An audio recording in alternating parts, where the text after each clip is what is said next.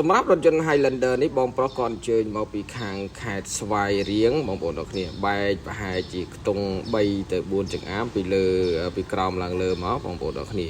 ហើយបងប្អូនណាខ្លះដែលធ្លាប់ធ្វើកញ្ចក់ស្រាមឆ្នោតបែបហ្នឹងហើយរៀលនៅតែដើរនៅតែរៀលហើយมันមានគុណភាពជាមួយនឹងជាងសឹងតែអស់កម្លាំងចិត្តអស់ទឹកចិត្តនឹងជួបជាងឲ្យលេងចង់ជួបទៀតចឹងបងប្អូនទាំងគ្នាបងប្អូនក៏អាចមករក page តារាជំនាញឯកជនរថយន្តបែបប្រស្រាំធ្វើឲ្យមានការធានាជូននៅត្រឹមត្រូវហើយប្រើប្រាស់នៅប្រភេទទឹកថ្នាំរបស់អាឡម៉ង់សុទ្ធ 100% មិនមែនជាប្រភេទទឹកថ្នាំរបស់ចិន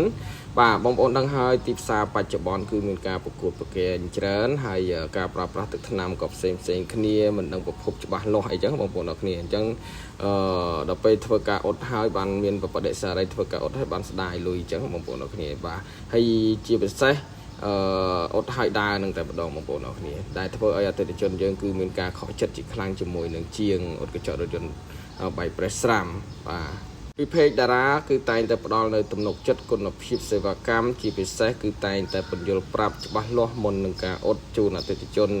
ធ្វើឲ្យកាត់ស្នាមបានល្អសួរនាំពីបញ្ហាកញ្ចក់តើត្រូវទឹកឬមិនត្រូវទឹកគឺយើងតែងតែសួរនាំមុនដើម្បីធ្វើទៅគឺបាននៅគុណភាពធ្វើទៅផ្ដល់នៅអតិថិជនអស់ចិត្តអស់ចង់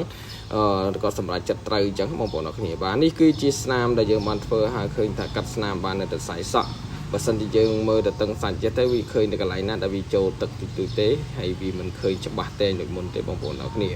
បាទនេះហើយជាគុណភាពសម្រាប់ទឹកថ្នាំបាឡម៉ង់ហើយទឹកថ្នាំបាឡម៉ង់គឺប្រើធន់បាទ